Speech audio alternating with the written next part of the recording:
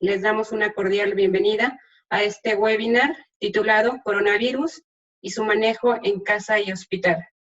Este día nos acompañan profesores de la Escuela de Ciencias, quienes compartirán su conocimiento científico y experiencias relacionadas a las vías de transmisión, sensibilidad de pacientes infectados, así como el manejo de pacientes COVID en casa y hospital.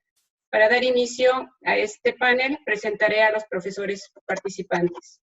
A la doctora Irene Vergara Baena, profesora e investigadora del Departamento de Ciencias Químico-Biológicas de la UDLAP. Es un gusto saludar a la maestra Madaí Muñoz Covarrubias, profesora del Departamento de Ciencias de la Salud de la UDLAP.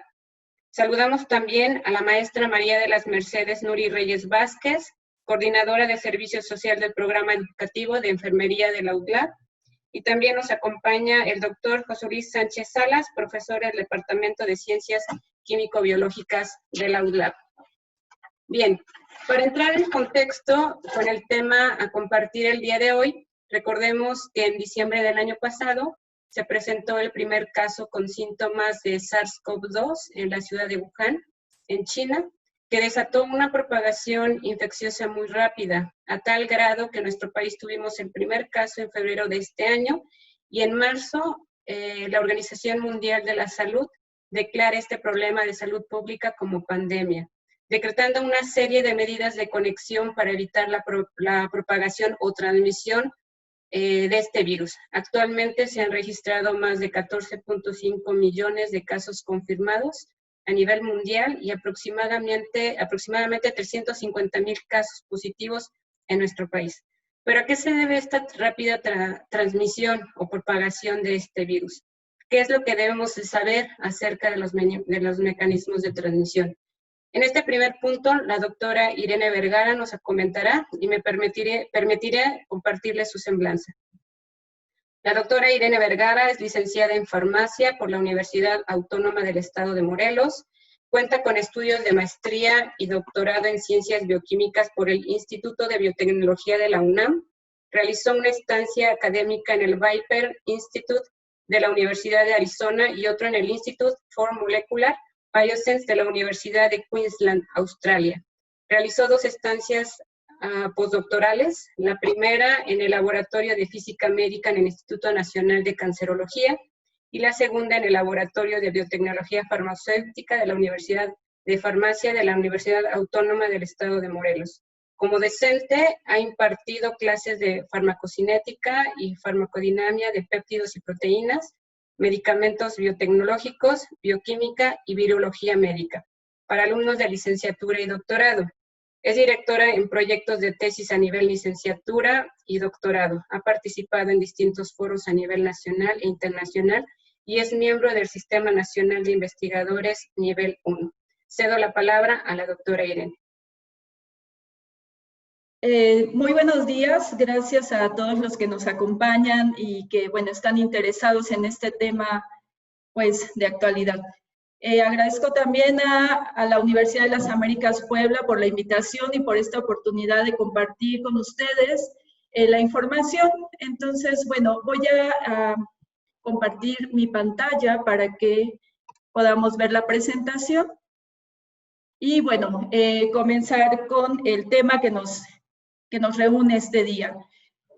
Bueno, yo les voy a hablar de las formas de transmisión de este nuevo coronavirus, el coronavirus SARS-CoV-2.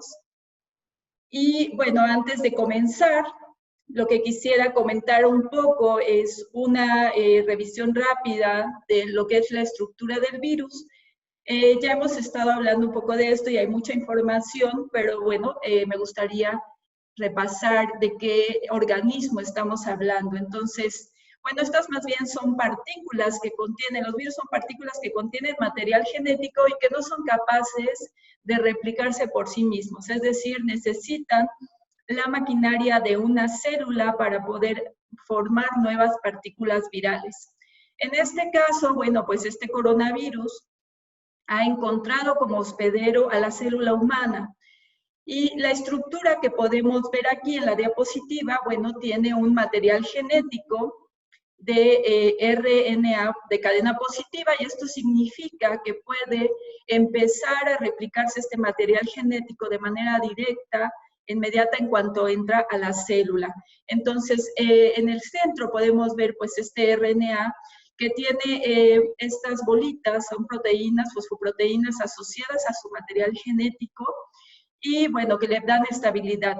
Tenemos también esta capa en color moradito, que es una capa de proteínas que va a estar protegiendo al material genético, es la cápside del virus, y tiene asociadas diferentes proteínas que le van a dar la capacidad de infectar a la célula humana. Entonces, bueno, hay varias proteínas, como la proteína que está en color azulito, que es la proteína M, o una glicoproteína de membrana. Y tenemos también a la hemaglutinina, es esta como unos palitos en color rojo. Esta hemaglutinina está presente también en otros virus como el de la influenza, y bueno, se ha visto que es muy importante también para la entrada del virus a la célula. Tenemos esta otra que es la proteína S, o estas espículas, que estas espículas son en realidad las proteínas que se ha visto hasta ahora, que le dan la posibilidad de que este virus se pueda unir a su receptor y entrar a la célula. Es muy particular porque son precisamente estas estructuras las que bajo un microscopio electrónico hacen que se vea como una especie de coronilla alrededor de la partícula viral, y de ahí su nombre de coronavirus.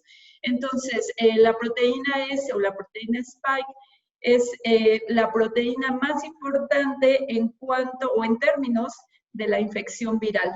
Tenemos también, este virus es un virus de tipo envuelto, es decir, va a tener una capa de lípidos. Estos fosfolípidos que cubren al virus es una especie como, si fuera grasita, en realidad no es que sea una grasa, sino es una capa de fosfolípidos que le van a dar una protección al virus, pero además le van a permitir fusionarse con la célula e introducir el material genético para que pueda ser replicado y forme nuevas partículas virales. Una vez que el virus ha entrado, que puede entrar por mucosas o por la vía respiratoria, se va a alojar en diferentes tejidos y va a tener preferencia por alguno de ellos, que es lo que nosotros llamamos tropismo. El tropismo es la preferencia que tiene un virus por infectar un tejido, y esa preferencia va a estar basada en la cantidad de receptores que tenga el tejido para alojar al virus. Entonces, este virus se une al receptor ACE2, que es el receptor de la enzima convertidora de angiotensina 2, y entonces utiliza este receptor que nosotros tenemos en las células de manera natural, y bueno, esa va a ser como la llave, la vía de entrada. Una vez que ha entrado, va a empezar a replicarse, va a empezar a formar nuevas partículas virales que se van a ir a diferentes tejidos. Bueno, y entonces lo que se ha visto en esta figura, lo que quiero mostrarles, son diferentes tejidos en donde se ha encontrado una mayor cantidad de estos receptores para el coronavirus. Estos tejidos son pues los pulmones, el sistema gastrointestinal, también hay en los riñones, en la vejiga, y bueno, en el caso de los varones, en los testículos. Este estudio, particularmente esta figura, es de un artículo en donde se ha investigado pues que puede también acceder al sistema nervioso y que se ha encontrado estos receptores. Entonces, bueno, pues se está estudiando un poco más profundo si el virus puede llegar y acceder al cerebro. Entonces, una vez que el virus ha entrado y que encuentra su receptor en estos tejidos, como les mencionaba, va a empezar a replicarse y bueno, va a causar una serie pues de síntomas, una serie de un síndrome que entonces nos va a dar lo que conocemos como la enfermedad de COVID-19. Que bueno, nuestros otros expertos que nos acompañan el día de hoy van a hablar un poco más de esto. Yo lo que quiero hablarles es entonces de cómo se transmite este virus, cómo es que una vez que el virus está en el ambiente o está en otras personas infectadas, vamos a nosotros a adquirirlo o vamos a permitir que entre. Hay diferentes vías por las que se ha visto que se transmite, y bueno, pongo aquí en negro algunas de ellas que ya está completamente comprobado que la transmisión es así, Y las que pongo en la figurita, pero en color blanco, son aquellas vías que se sugieren, pero todavía faltan estudios. Entonces tenemos la vía del contacto directo, que es la principal, contacto directo con una persona infectada, contacto con fomites, con aguas contaminadas, alimentos, la vía aérea, la vía fecal oral, la placentaria y la sexual. Y bueno, pues vamos a abordar cada una de estas. Entonces, la principal vía es por contacto directo con personas infectadas. Esta es la número 1 y bueno, es la que realmente se ha visto que es la más importante.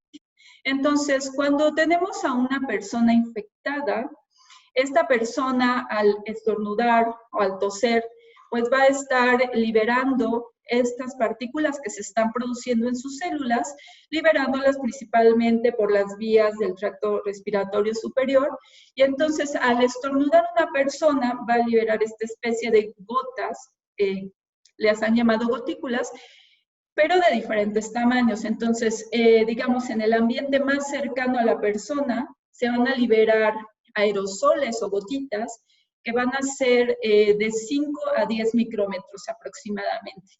Y de estas, unas gotitas más pequeñas que van en aerosoles, menores a 5 micrómetros, bueno, se van a esparcir en el aire y estas son las que pueden viajar una distancia mayor.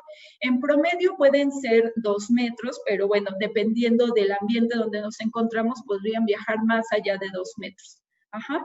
Y bueno, aquí hay algo que yo quiero destacar que es muy importante, que es la carga viral. Entonces puse aquí algunos factores que están asociados a que nos podamos o no infectar estando cercanos a una persona que tiene la enfermedad, que está produciendo una gran cantidad de partículas virales. La carga viral se refiere al número de virus que son viables para infectar una nueva célula y que están presentes en una muestra. Entonces, no va a ser lo mismo la cantidad de virus que están en una gota de 5 a 10 micrómetros que la cantidad de virus que estén en una gotita pues mucho más pequeña, ¿no? A lo mejor de 1 micrómetro. Entonces, la carga viral es importante. Además, la carga viral va a variar en las personas de acuerdo a los días que tiene de la infección. Va a cambiar también si es una persona que está comenzando a presentar los síntomas o que ya está en la parte final de la enfermedad. Entonces, ¿qué factores? Hay muchísimos, yo solamente listé aquí algunos, como la distancia. La distancia a la que estamos con esa persona infectada es importante. Entre más cerca, obviamente, pues tenemos acceso a estas gotas que son de mayor tamaño y que van a llevar una mayor cantidad de partículas virales que nos pueden infectar. La carga, lo que les decía, no es lo mismo exponerme a una gotita que lleva 10 millones de virus a exponerme a una gotita que a lo mejor ya lleve 5 virus, ¿no? Por poner un ejemplo. La otra, pues, es el uso de protección, de equipo de protección personal. Puede tener contacto, puede estar muy cercano a una persona infectada, pero si tengo estos equipos de protección personal, pues voy a disminuir muchísimo ese riesgo. Este es el caso de las personas que están cuidando a los enfermos, médicos, enfermeras y todo el equipo de salud que está atendiendo a los enfermos con COVID. Entonces, están expuestos, definitivamente están expuestos, pero con este equipo de protección personal están disminuyendo mucho ese riesgo. El otro es el tipo de contacto. No es lo mismo que yo me pase digamos, en una acera y que me encuentre con alguien que está infectado y voy a estar en contacto unos segundos, voy a tener el riesgo porque paso cerca de esa persona, pero no es lo mismo a que yo esté en la misma casa con alguien que tiene la infección y que voy a tener contacto pues más seguido. Entonces, por eso quisiera que ustedes tomaran en cuenta todos estos factores. Hay muchos factores asociados al que me pueda o no infectar con el virus. Y bueno, esto hay que tenerlo en cuenta. ¿Qué pasa con la infección que se obtiene o que se adquiere a partir del contacto con superficies contaminadas? Esta, digamos, sería la segunda ruta más importante para adquirir la infección. Entonces, aquí pues sería importante aclarar qué es un fomite. Entonces, un fomite es cualquier superficie inanimada, cualquier superficie que no tiene vida, en donde se han depositado partículas virales. Entonces, bueno, como ejemplo, yo puse aquí, pues, la manija de una puerta, el teclado de una computadora, los anaqueles o los productos cuando vamos al súper, la superficie de una mesa o de cualquier otro tipo. Definitivamente, si alguien pasó o si alguien estornudó o tosió cerca de estas superficies, se van a depositar estos aerosoles o estas gotículas que les mencionaba en estas superficies. Y bueno, ya hay estudios, ahorita vamos a hablar más de eso, de cuánto puede vivir el virus ahí. Vivir entre comillas porque no es un organismo vivo, es una partícula que contiene material genético. Entonces, aquí es, digamos, la segunda vía porque va a depender también de qué cantidad de virus se depositaron en esa superficie que yo voy a tocar y tengo que llevar hacia las mucosas para que el virus pueda acceder. Si yo solamente lo toco, el virus no va a atravesar por la piel, a menos que yo tenga una herida, pues puede entrar o tenga una abertura en la piel. Si mi piel está sana y no tengo ninguna abertura, entonces no puede entrar el virus, no puede traspasar la piel. Pero si yo toco el virus y después me llevo las manos, como está aquí en la figura, el muñequito, si yo me llevo las manos a la nariz, a la boca o a los ojos, entonces estoy dándole acceso a las mucosas y principalmente al tracto respiratorio superior, y entonces le voy a dar acceso al virus. De ahí la importancia de mantener pues estas medidas de higiene básicas, lavarse las manos con algo de jabón, porque el virus es muy susceptible al jabón. El doctor José Luis nos va a hablar un poquito más de eso. O desinfectar con alcohol o con algún otro tipo de desinfectante. Entonces, es importante esta vía, pero nosotros podemos reducirla al mínimo, otra vez usando equipo de protección personal y evitando tocarnos principalmente la cara, evitando darle acceso al virus a nuestras mucosas. Y bueno, hay varios artículos. Este es uno de los artículos donde se menciona los tiempos en los que el virus puede vivir en diferentes superficies o que puede estar presente en diferentes superficies. Entonces, bueno, se sabe que, por ejemplo, para plástico o para vidrio, pues más o menos de 6 a 9 días. Olvidé el nombre. Acero inoxidable, perdón. En el acero inoxidable puede estar entre 2 y 3 días, y por ejemplo en cobre ya se sabe para bacterias y para varios microorganismos, pues no es viable el cobre para que puedan estar ahí vivos. Entonces, cobre, digamos, sería de las superficies en donde menos tiempo dura viable el virus, que pues es menos de 4 horas. Entonces, pues dependerá mucho también de la superficie con la que tuvimos el contacto. En superficies porosas como cartón o papel también se sabe que no es muy largo el tiempo en el que puede estar viable el virus. Es algo también importante a tener en cuenta. La otra vía importante que últimamente se le dio mucha difusión, pero pues desde el inicio era algo que todos creíamos que era altamente probable, es la transmisión por vía aérea.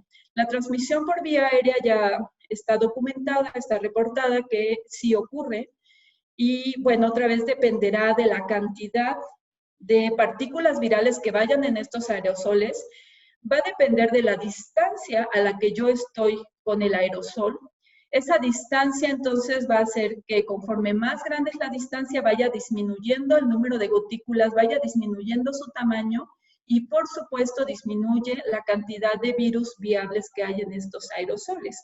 La otra cosa muy importante es si estos aerosoles fueron liberados a un espacio abierto.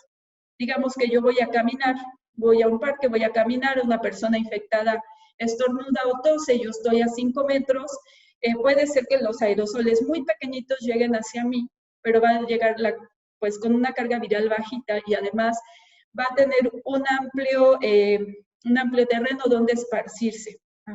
Entonces, sería poco probable, además de que si yo estoy usando un cubrebocas, disminuyo muchísimo la posibilidad de poder infectarme vía aérea. Entonces, esto es importante. si el espacio es abierto o si el espacio es cerrado, pero definitivamente existe la posibilidad de infección mediante aerosoles o mediante la vía aérea, ¿sí? Respirar estas partículas virales que fueron esparcidas. ¿Qué pasa con un espacio cerrado? En los espacios cerrados y sobre todo los que no tengan buena circulación de aire o que la circulación de aire pues está en el mismo espacio, digamos hay un ventilador pero no hay ventanas, todo se está recirculando en el mismo cuarto, pues entonces ahí aumenta, ahí definitivamente aumenta. Y pues este es el caso de los hospitales. Los hospitales tienen cuartos en donde tienen a los enfermos con COVID. Los enfermos están tosiendo, están estornudando, están liberando estas partículas en el aire, en un cuarto pequeño. Entonces, estos deberían tener ventilación o idealmente deberían tener una ventilación con filtros adecuados para retener o contener a estas partículas virales.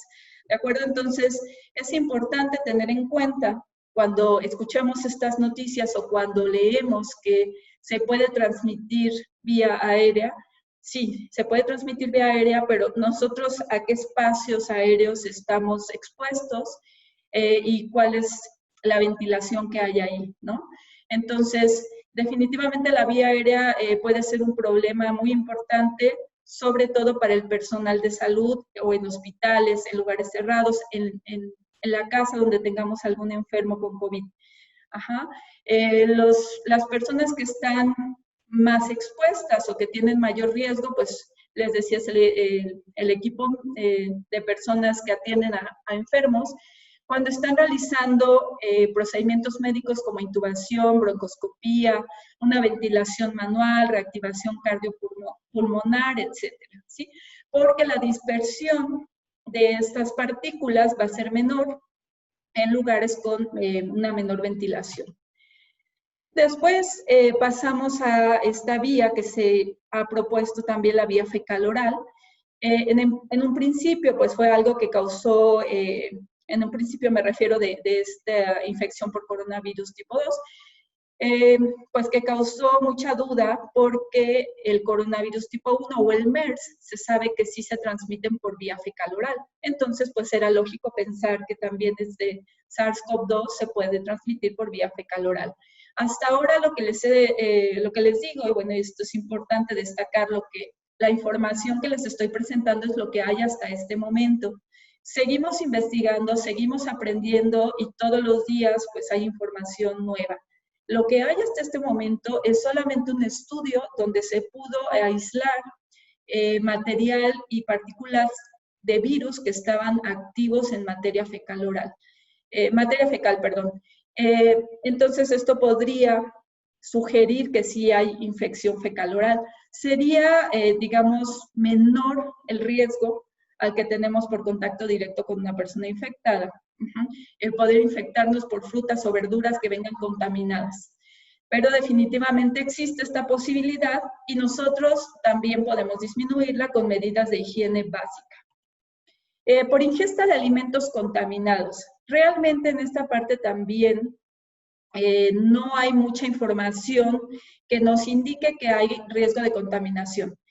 En donde podría haber más riesgo es si una persona tosió, estornudó cerca de un alimento que vamos a comer crudo, es decir, una manzana, un durazno, y entonces vamos a tomar ese alimento casi inmediatamente que la persona tosió y nos los vamos a comer, podría haber riesgo. Sin embargo, si nosotros estamos comprando alimentos en un mercado, en un supermercado, estos alimentos a la hora de llevarlos a casa los lavamos con agua y jabón, ya no existe riesgo.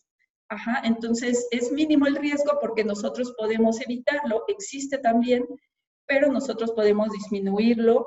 Hay pocos estudios también que documenten este tipo de transmisión a través de alimentos. En los alimentos cocinados, el riesgo es prácticamente nulo. No quiere decir que absolutamente cero, podría salir un caso, pero realmente es muy bajo porque partimos del hecho que estos alimentos fueron lavados, fueron cocinados adecuadamente y el calor arriba de 60 grados puede destruir al virus. Entonces, es un riesgo mínimo la infección por este tipo de alimentos. Bueno, lo siguiente es agua contaminada. ¿Qué tanto nos podemos infectar por agua contaminada? Pues tampoco es un riesgo alto. Hay personas que dicen que el riesgo es cero, realmente no es cero. Salió este estudio, acaba de salir hace menos de un mes, en donde se confirmó por primera vez la obtención de partículas virales viables, es decir, que pueden infectarse las células humanas en desechos de agua que provienen de hospitales en Australia. Estos desechos de agua fueron de agua no tratada. Entonces, esta agua no tratada fue tomada la muestra y se hicieron los análisis por las técnicas de RT-PCR y entonces sí se encontraron partículas virales que podían infectar células. Otra vez, volvemos a tomar las medidas básicas de higiene y pues no tener contacto con aguas residuales. La infección por vía placentaria. Por vía placentaria hay también pocos datos. Tenemos ya 2 estudios, estos que les presento yo aquí. En un análisis en 38 mujeres infectadas por coronavirus y que ya tenían su prueba positiva, pues se vio que sí hay posibilidad de que pueda pasar. No encontraron el virus directamente en la placenta o en el feto.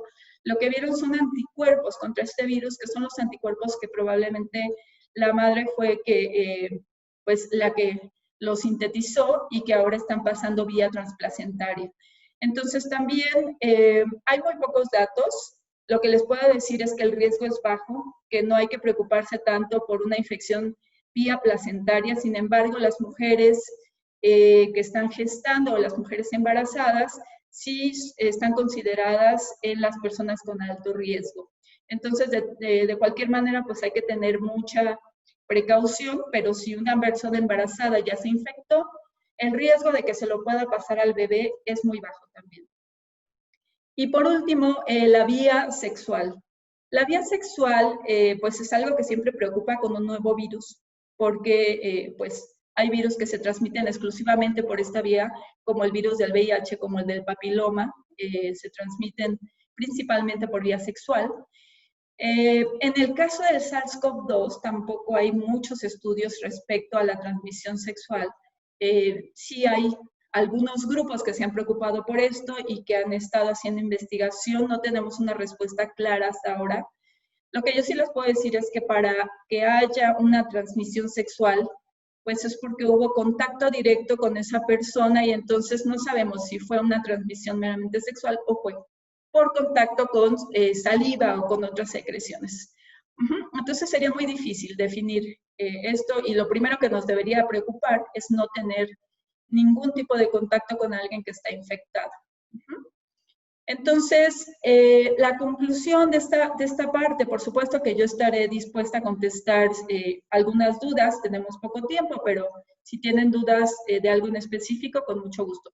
La conclusión sería que tenemos que tener pues las precauciones básicas como utilizar el cubrebocas, lavarnos las manos, estar evitando el contacto con superficies cuando no sea necesario, evitar tocarnos la cara al máximo, tocarnos la nariz o la boca. Es una manera muy fácil de introducir el virus. Entonces, el virus está circulando, no podemos evitarlo, nosotros estamos seguramente en contacto con secreciones o con aerosoles de personas infectadas porque tenemos ya una transmisión muy alta en nuestro país, pero definitivamente podemos cuidarnos con el equipo de protección personal y tomando las medidas de higiene sin pasar a la exageración, pero definitivamente siendo precavidos.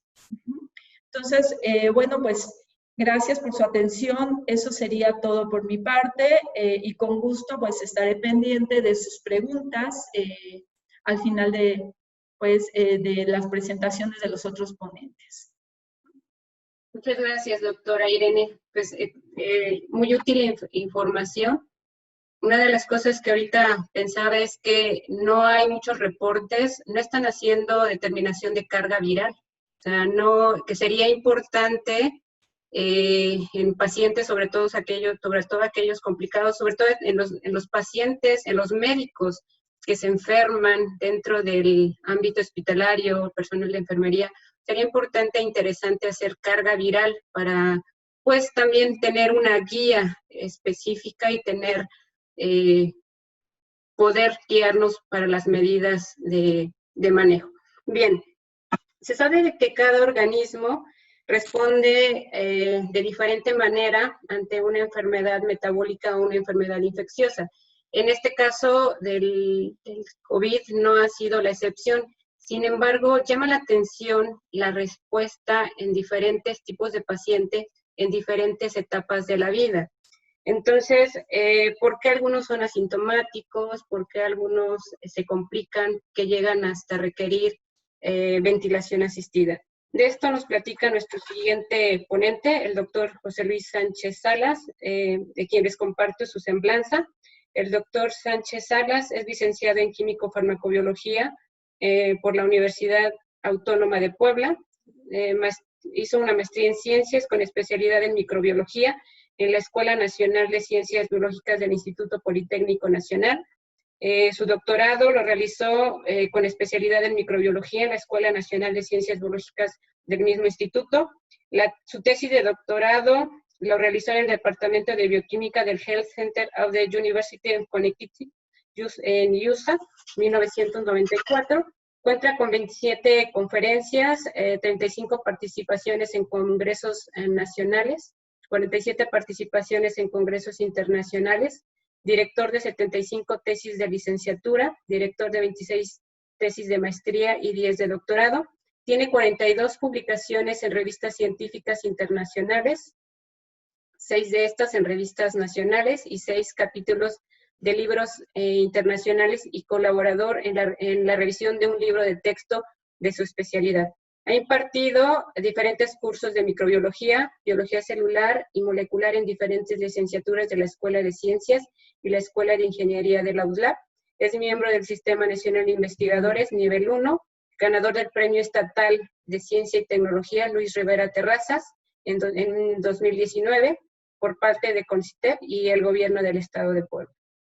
En su trayectoria ha realizado 4 estancias de investigación en el extranjero y durante su vida como investigador ha estado involucrado en el estudio de diferentes áreas de la microbiología médica y ambiental, así como áreas de desarrollo de nuevos nanomateriales de uso médico, industrial y tratamiento de agua.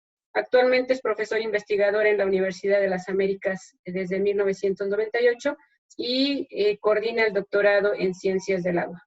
Adelante, doctor José Luis. Buenos días a todos. Gracias por estar conectados en este webinar. Bien, trataremos de dar alguna información extra que pueda serles útil a todos ustedes, digamos, y de la manera, tratando de hacerla lo más sencilla posible, ya que, digamos, un proceso de infección de un virus, en general le podríamos llamar parásito, ¿sí? Todos los que nos infectan y que viven en nuestro cuerpo o usando alguna de nuestras estructuras celulares, pues es un parásito. Y bueno, estos virus son totalmente parásitos, ¿sí? Entonces voy a tratar de darles una idea de por qué algunas personas pueden ser más sensibles o no. Incluso a lo mejor comentando algunas preguntas que han estado surgiendo, ¿sí? Y que las cuales son bastante interesantes. Voy a permitirme compartir pantalla, ¿sí? Para iniciar este comentario. Ok, entonces aquí tenemos. Bien, entonces lo titulé así, COVID-19 y sensibilidad a la enfermedad. Entonces ya la doctora Irene hizo toda una explicación de cómo es esta infección, etcétera, etcétera. Entonces me voy a pasar directo a que la infección pues de este coronavirus, que por cierto se le llaman así porque en microscopía electrónica pues se observa como una corona alrededor de esta partícula viral y por eso le pusieron. De hecho, este coronavirus es nuevo para nosotros, por lo tanto no tenemos anticuerpos, no hay nada que nos defienda y por eso nos causa todo ese problema, todo ese cuadro clínico. Y además, bueno, ya desde hace muchos años se conocía en los coronavirus y solo nos causaban infecciones en vías respiratorias altas, digamos nariz, garganta, ojos, y de ahí no pasaba. Pero cuando aparece el nuevo coronavirus, el SARS-CoV-1, ¿sí? En 2002, 2003, pues logra contenerse afortunadamente y no pasó nada, pero ya en este 2019 apareció esta nueva variedad de coronavirus, ¿sí? Y bueno, eso es lo que nos está causando esto. Quiero aclarar también que algunos le llaman COVID-19 y eso solamente sería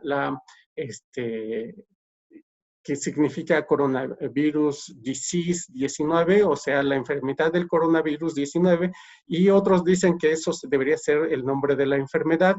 Pues sí, tienen razón, es la enfermedad causada por el coronavirus 19 de 2019, y el otro es el SARS, ¿sí? CoV-2, que ese es el otro nombre, pero también es lo mismo, es nombre de la enfermedad. El coronavirus, su nombre es coronavirus variedad 2, eso es todo. Sin embargo, bueno, vamos a ver algunos detalles con respecto a esta enfermedad. Bien, resulta que tenemos a personas asintomáticas, ¿sí? Que pues, se infectan con este virus y pues no presentan ningún cuadro clínico, no hay nada, no se observa nada. Sin embargo, si toman muestras de sus secreciones, es muy posible que encuentren virus ahí, pero el individuo no lo sabe, ¿sí? Y de otros que tienen un resfriado leve, ¿sí? He conocido incluso personas que me han dicho, ya me hice la prueba y sale positiva, pero pues no pasó más allá de un cuadro de resfriado común y corriente y ya, hasta ahí quedó. Generalmente esos son son personas jóvenes, ¿ok? Cuando digo jóvenes es alrededor de 35 años hacia abajo, ¿sí? Y ya después tendremos la edad pediátrica, ¿verdad?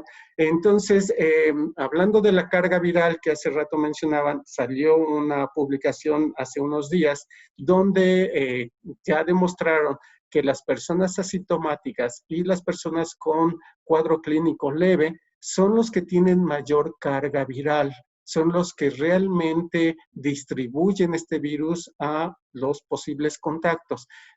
Desafortunadamente es la gente joven que muchas veces sí cuesta un poco de trabajo que tengan conciencia de el problema que tienen de dispersar este virus a personas que son más sensibles y que tienen el riesgo de presentar más daño.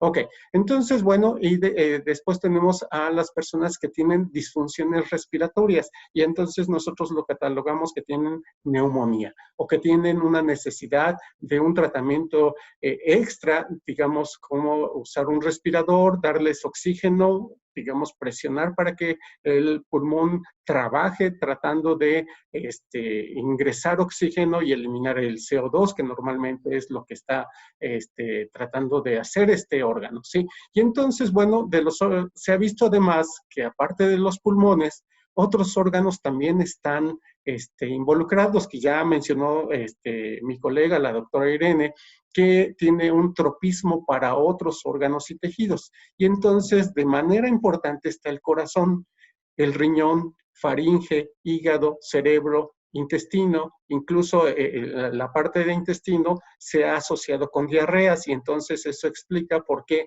el virus puede también eliminarse a través de las heces y bueno, esto se va obviamente al agua de desecho y si además tenemos muchos pacientes enfermos de coronavirus en un hospital, pues los desechos de esas aguas también van a estar ricos en esas partículas virales. Y entonces, bueno, hay que tener en cuenta que cuando hacen el estudio de si está presente o no este virus en las aguas residuales, tenemos dos maneras de verificarlo. Usando el PCR que amplifica el ácido nucleico del virus, ¿sí? Y nos dice cuánto hay, si hay y cuánto hay, o sea, se puede hacer. Y entonces eso nos define la carga viral. Sin embargo, hay que demostrar que son infectivos y eso es muy importante. Entonces ahí usamos un cultivo de tejidos para medir cuántos virus están presentes en una muestra.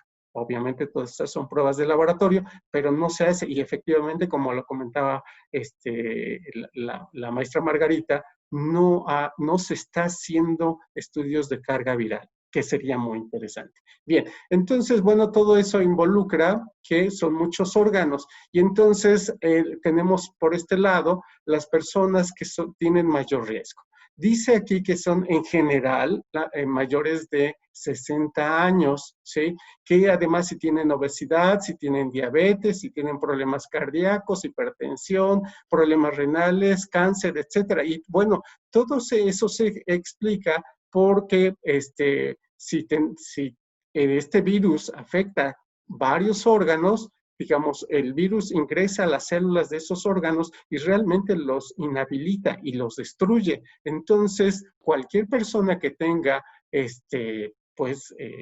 ya un órgano no tan fuerte como el de un joven, es muy posible que vaya a recaer, ¿sí? Entonces, vamos a ver incluso algunos hallazgos.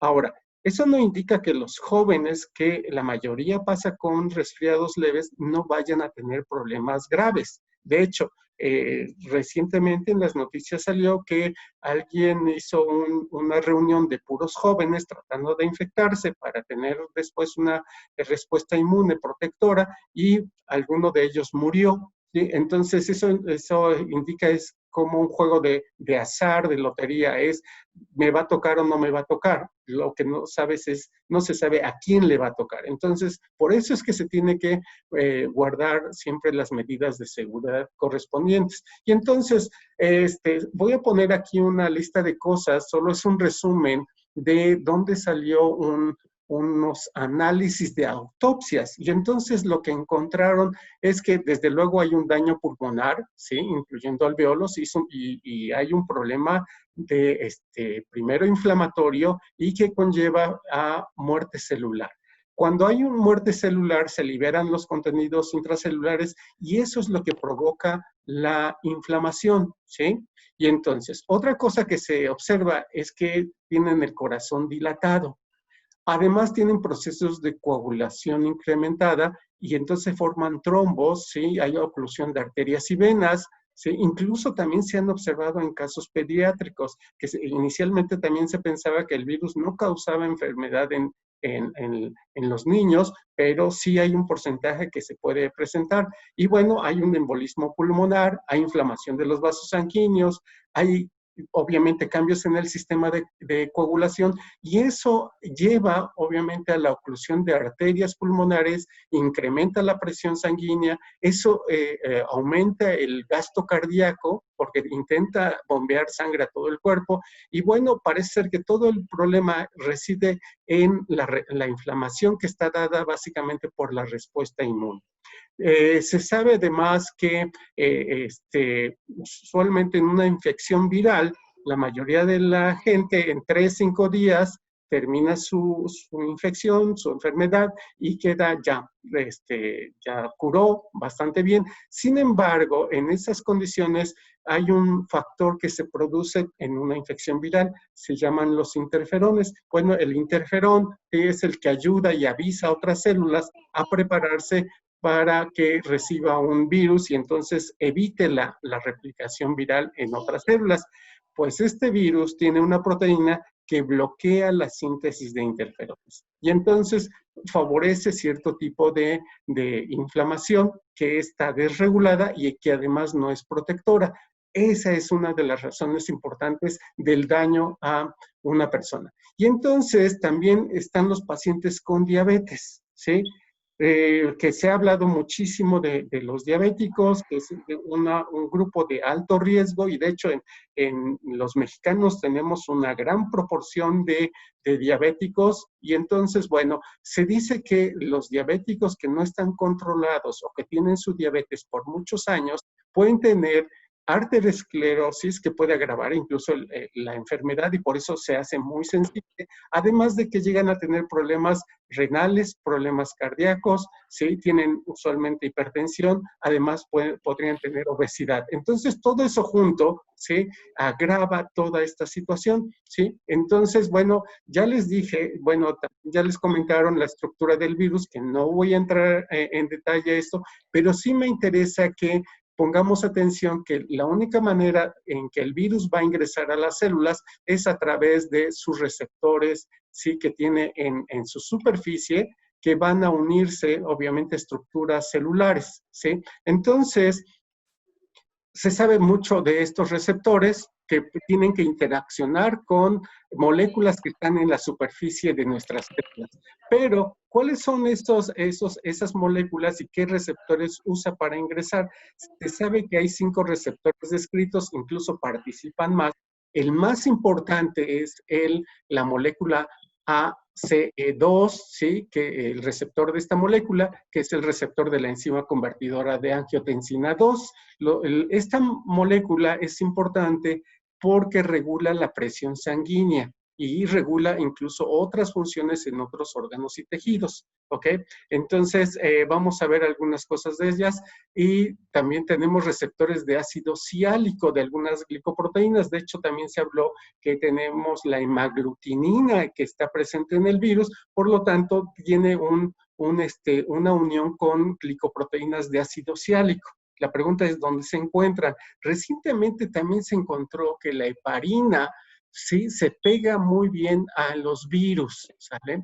Hay otra proteína que es esta serina proteasa activadora de la proteína S, ¿sí? Así la abrevian, ¿sí? Que también favorece el ingreso de este virus, además de otra dipeptidilpeptidasa 4 o CD26. Entonces, la gente que quiera buscar esta información, seguro que va a encontrar todo esto, y entonces voy a hablar un poquito más de cada uno de ellos. Entonces, bueno, se sabe que estos receptores para el coronavirus, el receptor ACE2, bueno, está presente no solo en pulmón, también en corazón, testículos, riñón, intestinos, y además hay una fase soluble en plasma.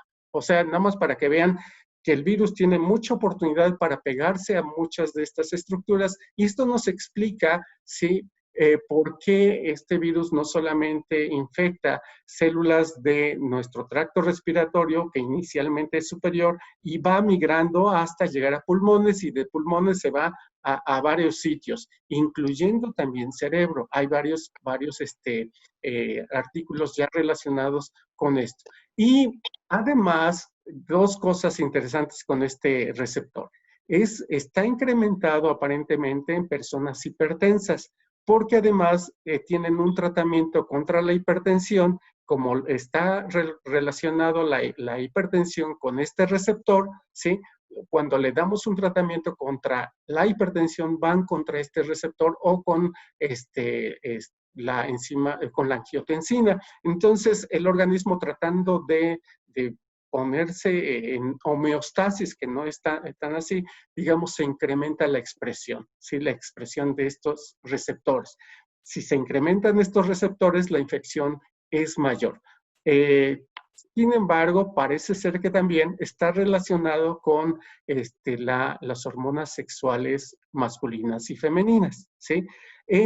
Se favorece, y lo voy a comentar después, con la hormona sexual masculina. Entonces, las mujeres que se infectan igual, todo el mundo se infecta, pero es más grave en varones, aparentemente. Eso es lo que se ha encontrado. Y entonces, bueno, ya veremos un poquito después. Tenemos otro receptor que ya lo mencionamos, ¿sí? El de ácido ciálico. Entonces, se sabe, y ya desde hace ya varios años se sabía que uno de los receptores era glicoproteínas de ácido ciálico. Por ahí les estoy poniendo esta es la molécula del ácido ciálico, y están en varias glicoproteínas, incluso en los anticuerpos, ¿sí? Entonces, bueno, se sabe que incluso los eritrocitos, tienen glicoproteínas con ácido ciálico que les permite estar separadas, porque no se pegaría una con otra. Los anticuerpos, citocinas y hormonas también tienen ácido siálico. Incluso se ha comentado que algunos embriones que carecen de ácido siálico en sus glicoproteínas usualmente se mueren, ¿sí? Entonces, esa molécula está muy distribuida en nuestro cuerpo. Entonces, además, pues está distribuido en todo el epitelio del pulmón. Entonces, también nos ayuda a entender por qué el pulmón es de los órganos que, bueno, es más afectado, ¿sí? Otro más que ya les mencioné, el de la heparina, ¿sí? Entonces, que además este es un anticoagulante natural y bueno, está contenido en los gránulos que se denominan mastocitos. Para los que saben de células de los leucos, es un basófilo y usualmente cuando se activan estas células, liberan histamina, sí que es un factor proinflamatorio, además de la heparina. Entonces, bueno, esto me hace pensar que ante una infección de este virus, sí, se favorece la liberación de histamina y entre otros mediadores inflamatorios que favorecen todo este cuadro clínico realmente severo. Entonces, bien, incluso esta heparina, pero esta heparina está dentro de las células, entonces se va a liberar solo cuando se activen estas células. Incluso están proponiendo que la heparina se pueda usar para bloquear la infección en una persona. Entonces, bueno, ese es otro receptor que también funciona. Tenemos la otra proteína que ya les había mencionado, la TMPRSS2, ¿sí? Para no decir el nombre completo, ¿sí? Entonces, incluso esta es una proteasa, es una enzima que rompe, ¿sí? Otras proteínas. Parece que es esencial para romper esta molécula que se ve roja, que le llaman la proteína S, ¿sí? Que usualmente se pega al receptor ACE2 y esta ayuda a procesarla para que entonces se fusione, ¿sí? La estructura de la cubierta del virus con la membrana celular y pueda ser internalizado. Entonces, además, también se ha visto que esta proteína, al menos en ratones, cuando le quitan, ¿sí? Esta proteína por mutación, entonces se reducen los problemas de infección y, digamos, ingreso del virus a las células, ya no produce pues, los daños pulmonares. Entonces, eso indicaría que quizás personas que no tuvieran esta proteína podrían ser resistentes, ¿verdad? Eso habría que estudiarlo. Bien, tenemos así el último receptor que les puse en la lista, que es la dipeptidilpeptidasa, ¿sí? Ahí está, digamos, cuando se descubrió, o CD26 también se llama, es una glicoproteína que está presente en linfocitos, células endoteliales, epiteliales, y participan en la regulación de la respuesta inmune. Entonces, también ese es un receptor que está funcionando para que el virus pueda pegarse en diferentes órganos y tejidos. Entonces, si tenemos ya algún problema de esos, pues eso nos indica qué personas van a ser más sensibles o no. Y otra vez, no hemos dicho qué personas, por qué los jóvenes son más resistentes. Entonces, si pensamos que en general las enfermedades como diabetes aparecen después de los 35 años, 40 años, al menos la diabetes tipo 2, ¿sí? No hablemos de los otros tipos de diabetes. La diabetes tipo 2, donde nuestro país es endémico para esa enfermedad, aparece más después de los 35 años. Entonces, después de los 35 años, vamos a empezar a tener problemas, ¿sí? Problemas cardíacos, problemas renales, problemas de obesidad, etcétera, etcétera. Y además, si tenemos un aumento de estos receptores, al menos en la población masculina, va a ser el grupo de mayor sensibilidad. Y si además, como vimos en los hallazgos de las autopsias, si tienen problemas ya cardíacos, eso va a debilitar ese órgano y va a ser mucho más sensible. Si además tenemos problemas de arteriosclerosis o de problemas de coagulación, ¿sí? Que también las trombofilias empiezan a aparecer también más o menos después de los 35 años, vamos a tener un riesgo mayor de daño a ese tipo de personas. Entonces, la pregunta es, ¿toda la población es sensible a este virus? Sí, sensible de infección, pero no de desarrollo de enfermedad como sucede en los adultos mayores, ¿sí? Ok, incluso se sabe que este virus ha evolucionado, ¿sí? De hecho, pasó de animales al humano, se adaptó al humano y del humano ha empezado a mutar. Ya se han descrito varias mutaciones y entonces incluso actualmente en Asia están apareciendo nuevas variedades de coronavirus mucho más infectivos que el que ahora está circulando. Entonces esperemos que todo esto se logre controlar, ¿ok? Entonces, ¿cómo puede afectar, obviamente, nuestros genes y para nuestra sensibilidad? Pues va a depender de cuántos receptores tenemos en nuestras células y los factores de riesgo que tengamos. Entonces, eso indica que tenemos una gran variedad, ¿sí?, de fondos genéticos, así les llamamos, y entonces la expresión de ciertos genes y expresión de ciertas proteínas que van a ser los receptores virales nos van a ser más sensibles o menos sensibles. Y entonces de repente encuentras que en una casa alguien le dio coronavirus, le causó enfermedad, fue casi grave, casi se muere o se murió, cualquiera de las dos situaciones, pero el resto de la familia no le pasó nada. Quizás un resfriado común y bueno, pasó así. Entonces ya más o menos he tratado de explicarles cómo va a ser y pues va a depender, sigo insistiendo, de los tipos de receptores que tengamos, cuántos expresamos en nuestras células y los factores de riesgo. Entonces, bueno, además no quería dejar pasar, mencionar que en niños se ha encontrado un síndrome multisistémico hiperinflamatorio infantil, así se llama, sí, tiene un nombre muy largo, está entre el 1 y 6% de los niños. No se sabe qué niños son los que van a sufrir esta enfermedad. Tienen un síndrome parecido a la enfermedad de Kawasaki, ¿sí?, que es autoinmune, o parecido al síndrome de shock tóxico que lo producen dos bacterias, Staphylococcus aureus y Streptococcus pyogenes, y les produce fiebre, dolor abdominal, síntomas gastrointestinales, inflamación cardíaca, inflamación de vasos sanguíneos, ¿sí? La lengua se les pone color fresa y presencia de rash, solo para que vean que no todo el mundo está, digamos, exento de esta enfermedad.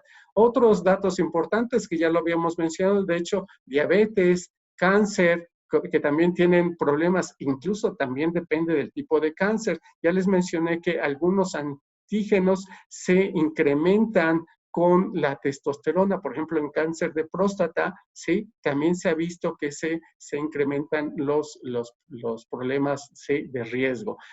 Ya mencionamos los problemas cardíacos, los hipertensos, los fumadores, ¿sí?, la obesidad. Además, parece ser que los hombres tienen mayor riesgo más que las mujeres.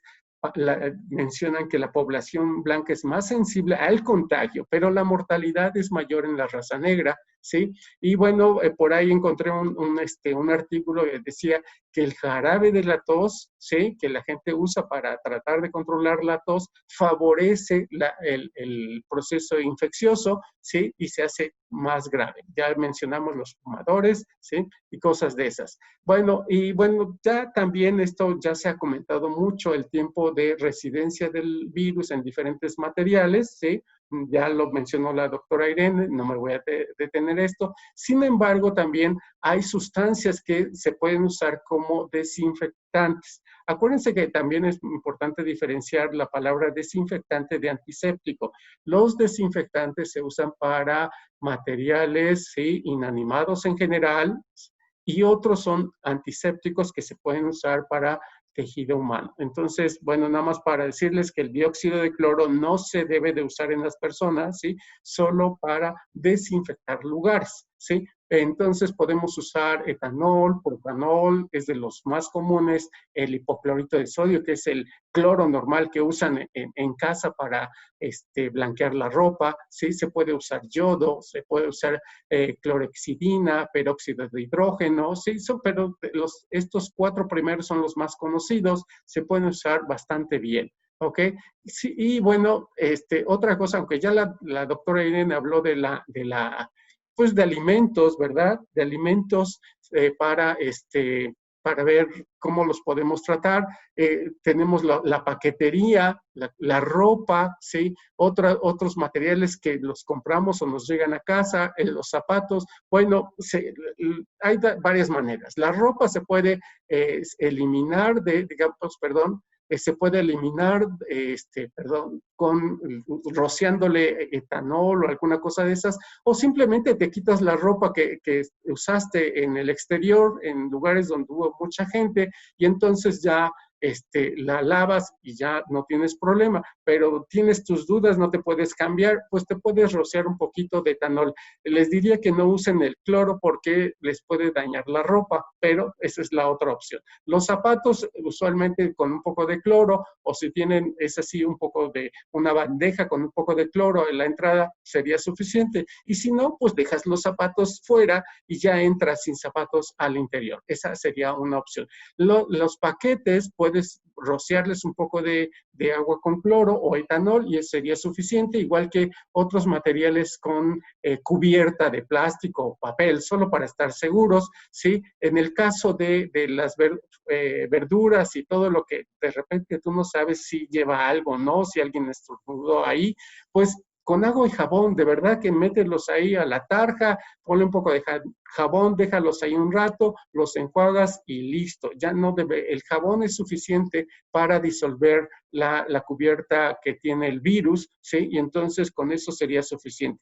Los cubrebocas, ¿sí? Entonces, bueno, aquí tenemos, ya sabemos todos los desinfectantes que podemos usar para los diferentes materiales. La ropa, ya les mencioné las dos opciones. Una es rociarse algún desinfectante o pues simplemente meterlos a lavar si te cambias esa ropa y ya está. Los cubrebocas, porque de repente la gente no sabe, ¿y ahora qué hago con el cubrebocas? ¿Lo puedo tirar a la basura o no? Pues se podría colectar los cubrebocas, ponerlos en agua con jabón por 30 minutos, si quieres exagerarlo, con cloro, y con ese tiempo es más que suficiente para eliminarlos y ya después de ahí los puedes desechar o incluso hay algunos que son lavables, no hay ningún problema, con el jabón es más que suficiente. Ya les dije que para verduras y todo eso ya se acabó, ¿ok?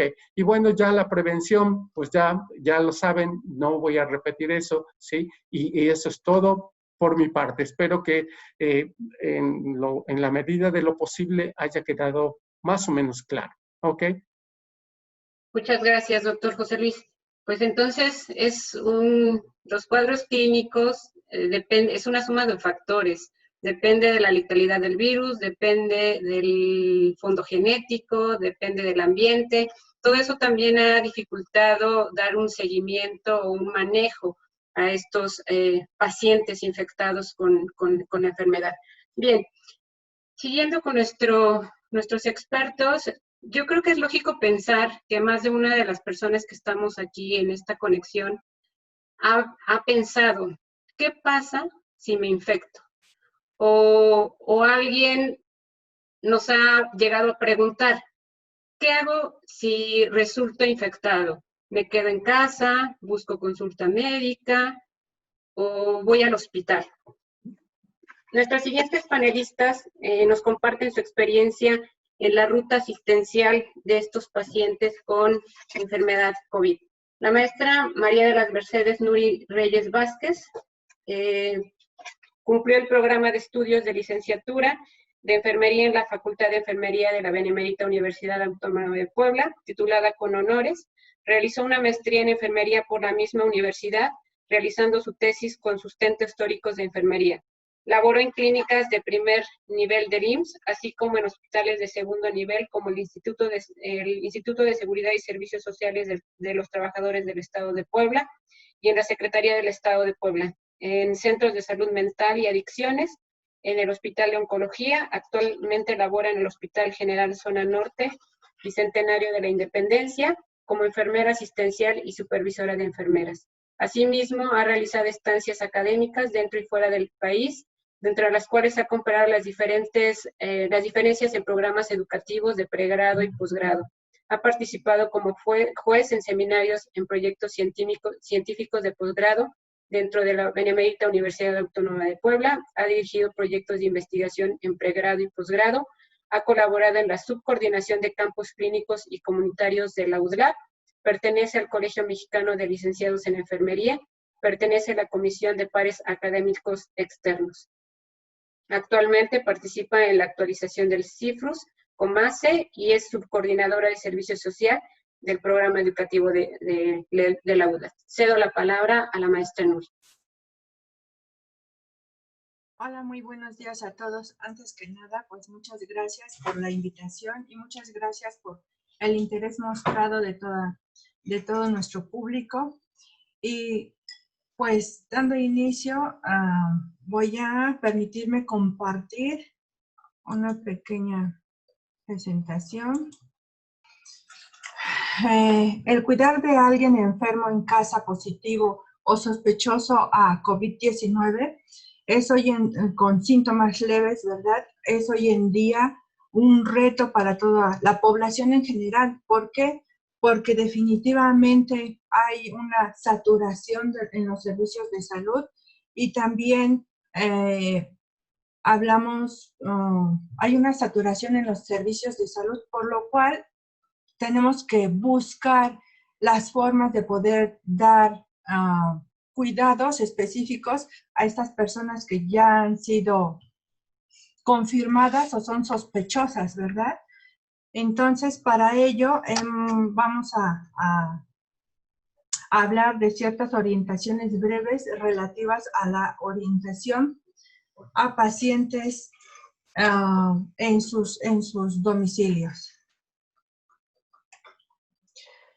Cuidar las necesidades básicas. Si es posible, mantener un canal de comunicación con un profesional de la salud. ¿Para qué? Para que si tenemos alguna duda nosotros como cuidadores, generalmente los que están hoy en día cuidando a estas personas confirmadas o altamente sospechosas a tener esta enfermedad, son familiares o amigos, que en muchas de las ocasiones no tienen algún contacto o algún conocimiento previo del área de la salud, y entonces ahí es en donde entramos en controversia de qué puedo hacer o qué no debo de hacer. Entonces siempre es recomendable tener la comunicación con algún profesional del área de la salud para que nos pueda ir orientando. Al final de esta presentación les voy a dejar un número telefónico en el cual se pueden ustedes comunicar para poder tener esta orientación. Seguir las instrucciones. Nosotros como cuidadores en los domicilios de estas personas o los familiares y amigos, como lo había yo ya mencionado, ¿verdad? Debo de tener en cuenta siempre las instrucciones o las indicaciones tanto del médico tratante, en este caso si existe, o de una serie de orientaciones, pero con bases científicas. ¿Qué es lo que debo de tener en cuenta en todo momento? Pues como los panelistas anteriores lo mencionaban, tratar de cuidar también los aspectos de introducir cosas a la casa, de higiene personal, que la mayoría de nosotros, pues, tratamos siempre de mantener una casa limpia, ordenada, además porque muchas de las ocasiones esto también va a dar un énfasis en el estado anímico de las personas, y más en estas situaciones en donde de repente, aunque yo sepa que es algo que nos puede dar o tocar a todos nosotros, de repente sentimos cierto rechazo porque a lo mejor por la falta de conocimientos de cómo me puedo yo contagiar o cómo me pueden contagiar mis familiares que están en casa. Entonces debo de tener que las precauciones al introducir alimentos o la despensa incluso a la casa, ¿no? Entonces la recomendación, como ya lo hacían los panelistas anteriores, pues es limpiar todas las compras en la medida de lo posible, que esta persona enferma tenga un solo cuidador, que sea familiar o algún amigo o conocido, pero de preferencia que nada más un solo cuidador tenga contacto directo con estas personas que están en su domicilio. ¿Por qué? para evitar que haya el riesgo de poder contaminar a todos los integrantes de la familia. Entonces, al introducir las cosas a la casa, pues lo ideal es limpiarlas o lavarlas. Como habían mencionado anteriormente, es más que suficiente con agua y jabón. ¿Por qué? Porque la doctora Irene también ya nos había comentado que es muy susceptible este virus, ¿a qué? A el jabón. Ok. También algo muy importante que nosotros como cuidadores principales de estas personas que están en aislamiento en nuestros hogares es observar todos los signos y síntomas que van presentando a lo largo de la evolución de esta restricción de contacto de los pacientes. ¿Por qué? Porque se pueden agravar o pueden ir disminuyendo.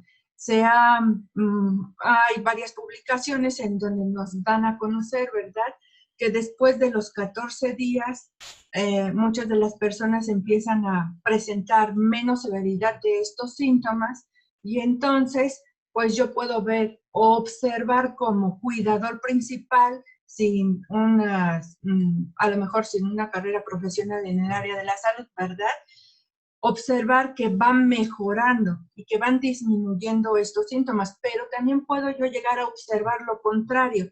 Y el síntoma principal en donde yo voy a acudir con esta persona infectada por COVID a algún centro de salud o hospital que estén dando atención a estas personas, es el hecho de que presenten dolor en el pecho por varias horas o incluso ya la dificultad respiratoria. Protéjase para cuidar. El cuidador no debe ser una persona con mayor susceptibilidad. Si a lo mejor hay 5 integrantes de la familia que están en la casa junto con esta persona positiva o altamente positiva y dentro de estos 5 integrantes, uno de ellos o 2 de ellos son personas adultas mayores o que ya cursan con alguna patología como hipertensión arterial, como por ejemplo diabetes o una enfermedad inmunosupresora, entonces definitivamente no lo voy a tomar en cuenta como cuidador principal de esta persona que está en la casa, ¿verdad? Si a lo mejor hay algún adulto joven o algún adulto, ¿verdad?, que no tenga alguna de estas patologías, pues lo ideal sería que él fuera el cuidador principal de esta persona que está en aislamiento. ¿Para qué? Para evitar lo máximo posible la infección entre estos integrantes de la familia. Ahora aquí, muchas de las ocasiones tenemos la oportunidad de contar a lo mejor con, no sé, 3, 4 habitaciones o la habitación de las visitas, ¿no?, que generalmente la tienen ubicada en espacios separados a las habitaciones del resto de los familiares, entonces, o del resto de los integrantes. Entonces, de ser posible, tener a estas personas en esas habitaciones, en la habitación de las visitas. Muchas de las ocasiones podemos tener esta facilidad, pero si no tenemos esta facilidad, entonces, cuando los espacios tienen que ser compartidos, definitivamente es que el resto de los integrantes de la familia no compartan la habitación o dormitorio, ¿verdad?, con la persona que tiene esta patología o que está en aislamiento. De no ser posible también esta situación, entonces que duerman en camas separadas. Es tratar de restringir al máximo que una convivencia muy estrecha. Incluso en los espacios compartidos, lo ideal es tener ventilados estos espacios compartidos, incluso cuando nosotros vamos a hacer el aseo de toda la casa, y dejamos al último el aseo de esta habitación que está designada para esta persona, pero siempre tratar de que toda la casa y esa habitación tenga una buena ventilación. Si no tenemos a lo mejor esta posibilidad, siempre tratar de mantener una distancia con la persona que está aislada, mínimo de 1 metro. vamos a hablar también acerca del uso de los cubrebocas. Y en cuestión de las visitas están totalmente restringidas para esta persona que tiene aislamiento. ¿Por qué? Pues volvemos a lo mismo, ¿no? Evitar contaminar o contagiar a todos los demás, más muchas de las ocasiones que los abuelitos, que los adultos mayores también son parte de la familia y quieren visitar a estas personas, pues lejos de cuidar a estas terceras personas, pues las ponemos en mayor riesgo. ¿Por qué? Por la edad o por alguna patología que de por sí ellos ya estén cursando. Entonces, las visitas totalmente restringidas. En cuestión de la alimentación, del lugar en donde va a ingerir nuestro paciente en casa, la alimentación de preferencia es en su habitación. Si tiene una habitación y contamos que la habitación tenga un baño en su interior, pues es como su pequeño departamento, ¿verdad? Y entonces hacerles llegar sus alimentos, su desayuno, comida y cena, en medida de lo posible, lo más sano, ¿verdad? Frutas y verduras debidamente lavadas, desinfectadas. Pero si no es posible, entonces yo voy a proporcionar estos cuidados a esta persona, pero tratar de que no sean en los mismos horarios que el resto de la familia. Voy a estar manteniendo en todo momento este contacto, que sea lo más alejado posible, en horarios diferentes para no tener tanto contacto con la persona que esté infectada. En cuestión de el aseo de los platos y utensilios, pues de preferencia todo lo que tenga contacto, objetos personales y el contacto directo con esta persona que está aislada, debo yo, si yo soy su cuidador principal, utilizar guantes para poder asear su habitación, para poder lavar estos utensilios o platos con agua y con jabón es más que suficiente. No es necesario desechar todo lo que esté utilizando esta persona. Simple y sencillamente, como lo habían mencionado los panelistas anteriores, muy acertadamente, es más que suficiente el buen aseo, ¿verdad? Y limpieza con agua y jabón. Lavarse las manos antes y después del contacto con el paciente. Son cosas que nosotros realizamos, ¿verdad? O sí en el hospital. Si no tenemos acceso a agua y a jabón para poder mantener las manos limpias de flora transitoria, de microorganismos, ¿verdad? En nuestras manitas, entonces podemos utilizar alguna otra sustancia como el alcohol gel. Siempre recomendarle a todos los integrantes de la familia que se laven las manos frecuentemente con agua y jabón, por lo menos 20 segundos. Muchas de las ocasiones yo digo, ¿cómo voy a poner mi reloj, mi cronómetro para lavarme 20 segundos exactos? No, pues yo lo puedo hacer con los movimientos y contando 1, 2, 3, 4, 5, 6, 7. De hecho, nosotros tenemos un lavado de manos social, un lavado de manos clínico, un lavado de manos quirúrgico. Con el lavado de manos social, pero con duración mínima de 20 segundos es más que suficiente. Recordemos siempre, antes y después del contacto con mi paciente o con algún objeto que haya estado manipulando mi paciente. Siempre tener en cuenta que si yo me protejo y me cuido como cuidador principal de esta persona que está incluso en mi domicilio, pues voy a poder proteger y cuidar todo el tiempo necesario a esta persona, ¿verdad?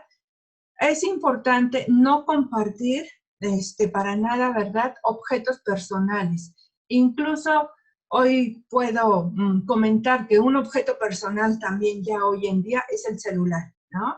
Es uno de los objetos con mayor contaminación y poca gente lo desinfecta frecuentemente, pues también hay en sus instrucciones de los aparatos electrónicos, nos indican cómo podemos desinfectarlos sin que los lave yo, en este caso con agua y jabón, ¿verdad? Los aparatos electrónicos, pero sí, si no cuento con algo específico, que ya en el mercado hay muchas cosas que son son adecuadas para la desinfección de estos aparatos electrónicos, pues con algún paño desechable, con alcohol, como lo había mencionado el doctor anteriormente, al 70%, ¿verdad?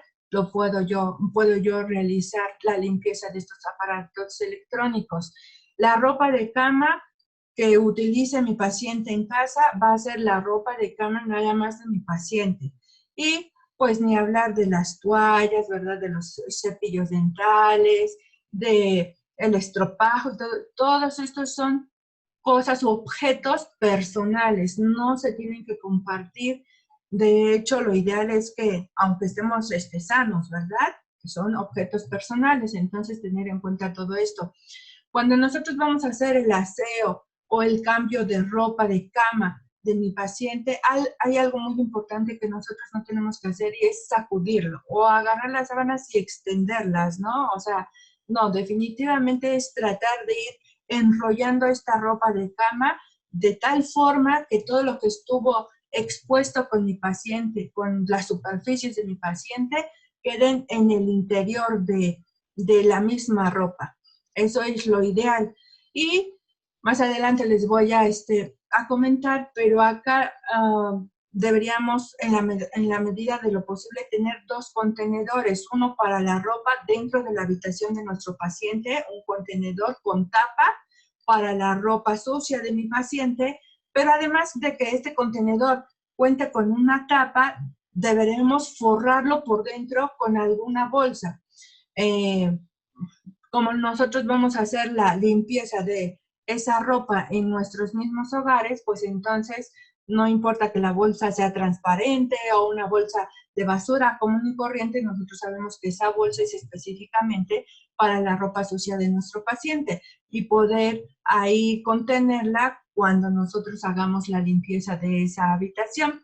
Al igual que vamos a tener otro contenedor pero este va a ser para basura, de todo lo que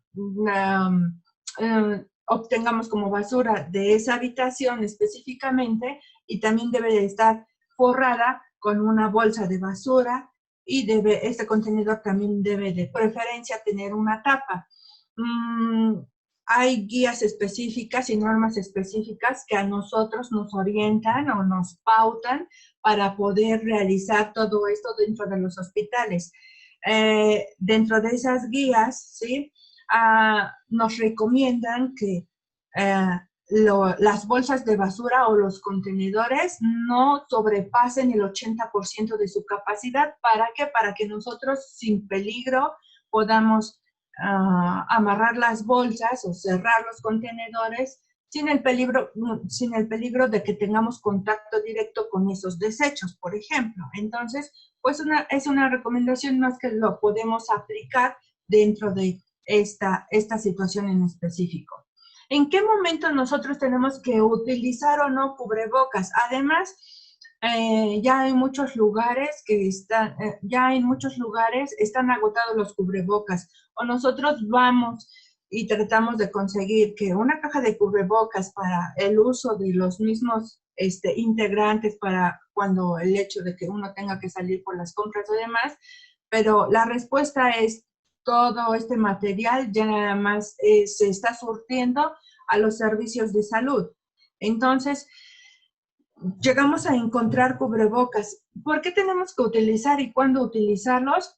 ¿Por qué? Porque si nuestro paciente es confirmado o sospechoso, como ya lo habían mencionado los panelistas anteriores, hay diferentes formas de transmisión, pero la más estudiada, ¿verdad? Y la comprobada y la más forma de transmisión que se está dando es el hecho de las gotitas de saliva que nosotros expulsamos al hablar.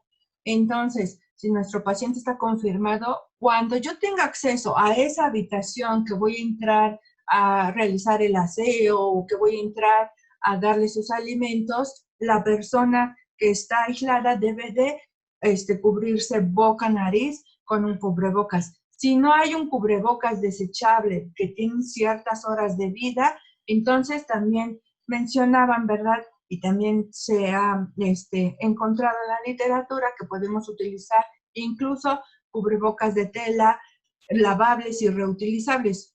Acá lo importante es la colocación y el retiro de cubrebocas para tener la menos exposición posible a que pueda yo contagiarme o contaminarme. Igual, ¿no? Como manera preventiva, yo puedo utilizar también un cubrebocas clínico, como lo estamos viendo en la imagen, para a lo mejor estar un poco más segura, pero con que mi paciente tenga el cubrebocas, con eso es más que suficiente. Si yo voy a entrar a hacer el aseo de esa habitación, me pondré un cubrebocas y utilizaré a medida de lo posible guantes. Muchas de las ocasiones los guantes de látex o los guantes de nitrilo también ahorita están agotados o hay unos precios muy exagerados por esta situación. Entonces, hay guantes que se utilizan también para el aseo en casa. Podemos utilizar esos guantes también. Es un poco incómodo, claro que es incómodo, pero es para la protección tanto de mi paciente en casa como la mía. En cuestión de, nos dicen la importancia, a cada ratito nos mencionan por cualquier lado, ¿verdad? La importancia del lavado de manos. Y el lavado de manos nos va a permitir un buen lavado con agua y jabón, ¿verdad? Y desinfección de manos frecuentes nos va a permitir aminorar que esta exposición o este riesgo a contagiarme al cuidador principal, a lo mejor sea yo, ¿verdad? Y también contagiar a los demás integrantes de la familia, porque yo voy a tener contacto tanto con los demás integrantes de la familia como con mi paciente en casa. Entonces, el lavado de manos es algo primordial. Como les mencionaba yo, mínimo 20 segundos de lavado de manos, ya si queremos ser más, vernos más,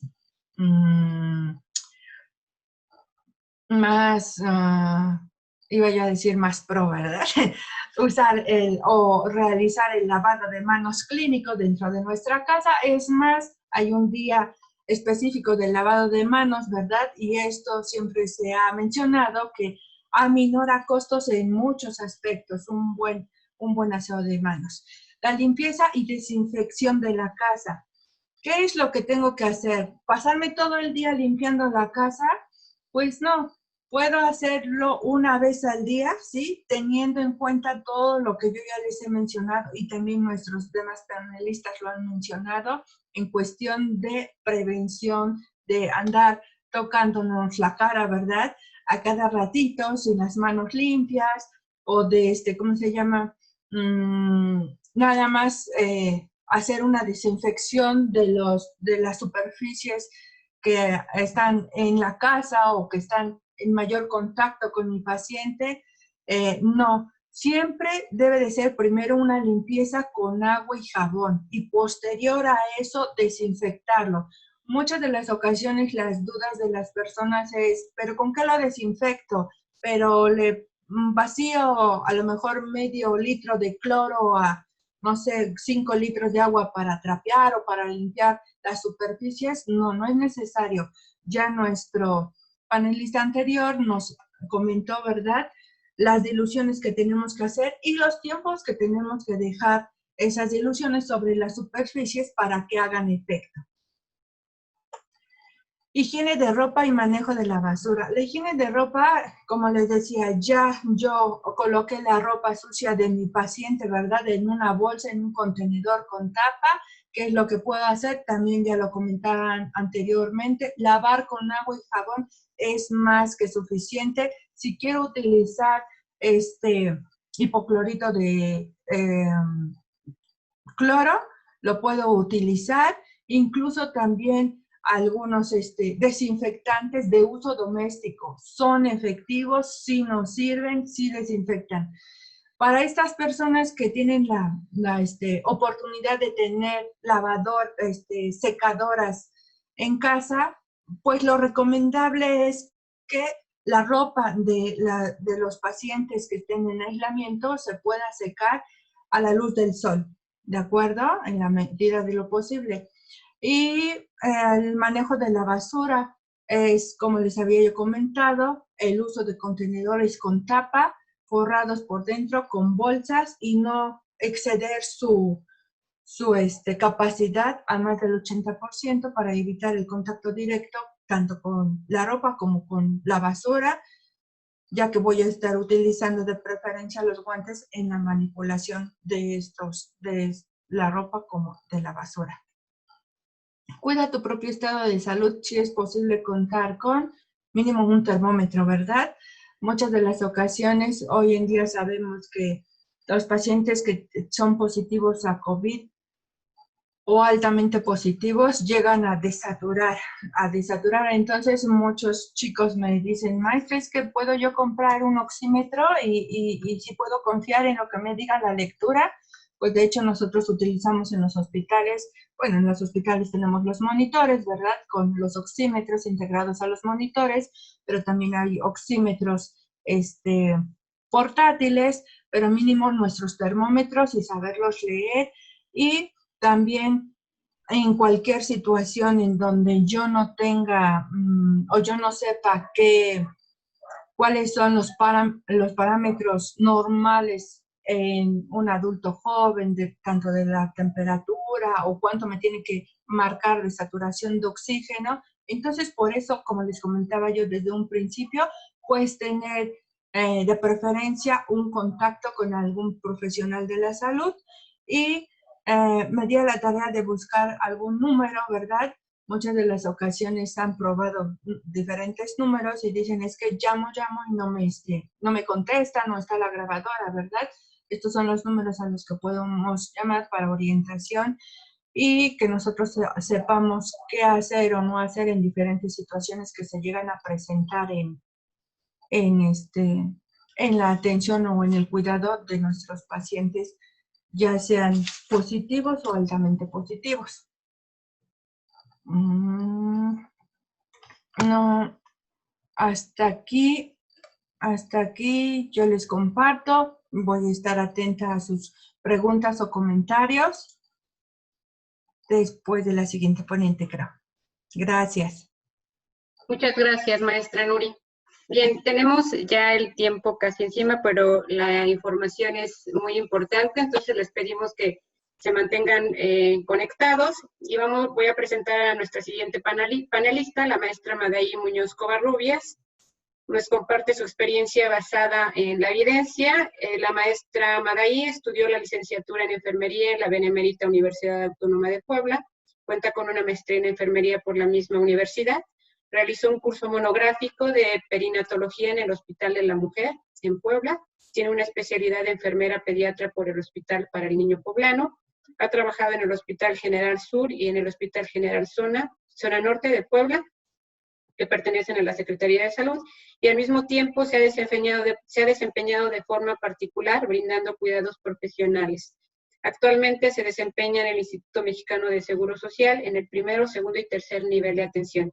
Es profesora de tiempo completo de la licenciatura en enfermería de la USLAP y cuenta con la certificación por el Colegio Mexicano de Licenciados en Enfermería. Le cedo la palabra. Hola, buenas tardes a todos. Agradezco a la Universidad de las Américas Puebla por esta invitación. Es cierto que el tiempo ya lo tenemos encima. Voy a tratar de ser un poco breve para poder contestar sus preguntas. Algunas ya las fui contestando en el chat. Bueno, yo me encuentro en un hospital que tuvo reconversión para atender a pacientes COVID. ¿Qué quiere decir un hospital que tuvo reconversión? Bueno, que se adaptó para específicamente estos pacientes. Les voy a compartir una presentación muy breve para que ustedes vean en los hospitales qué se está haciendo, cómo se están atendiendo a los pacientes, qué se les está haciendo en el aspecto de enfermería, en el aspecto de cuidarlos. También los médicos siguen dando los tratamientos completos. Bueno, coronavirus, su manejo en hospital. Les puse esta imagen para iniciar porque así es como estamos en estos momentos, así es como estamos entrando, como nos están viendo los pacientes, parecemos astronautas, sí, pero finalmente buscamos el modo de que ellos nos reconozcan, de que ellos puedan dirigirse con nosotros, porque todos nos vemos igual, ¿no? Con la careta, los gogles, la mascarilla. Entonces, miren, si logran ver acá, ponemos una etiqueta grande con nuestro nombre. Para empezar, antes de entrar a atender a estos pacientes, debemos colocarlos el equipo de protección personal. Varía un poco, tanto aquí en el país como en diferentes partes del mundo. ¿Qué varía? No varía un cubreboca, no varía los gogles, sin embargo, por ejemplo, sí varía en algunos hospitales, usamos bata quirúrgica, botas quirúrgicas, pijama quirúrgica o uniforme quirúrgico. En algunos otros lugares ocupan, aparte de eso, el overol y la careta. Ahora, les puse estas imágenes porque podemos ocupar cubreboca N95, N99, o también se pueden ocupar caretas con filtro, como lo estamos viendo en la imagen azul. Así es como entramos al área COVID, así es como nos vestimos. Yo les puse esta pregunta de, ¿es cómodo? Porque tenemos que hacer todas nuestras actividades, pero aparte tenemos que estar así. ¿Cómo nos sentimos? Pues no podemos tomar agua porque no nos podemos quitar el equipo, no podemos ir al sanitario, pues hay un exceso de calor, los lentes se empañan a cada rato, tenemos que tener doble o triple guante, la cara, pues muchos compañeros están lastimando porque a veces los cubrebocas tienen clips o tienen grapas que van lastimando al personal. Esta situación es, todo el personal de salud sabemos cómo cuidarnos, sabemos cómo se transmite. Sin embargo, esta situación es nueva, se puede decir que es nueva para los trabajadores de la salud, de estar trabajando todo el tiempo con esta situación, con este equipo de protección.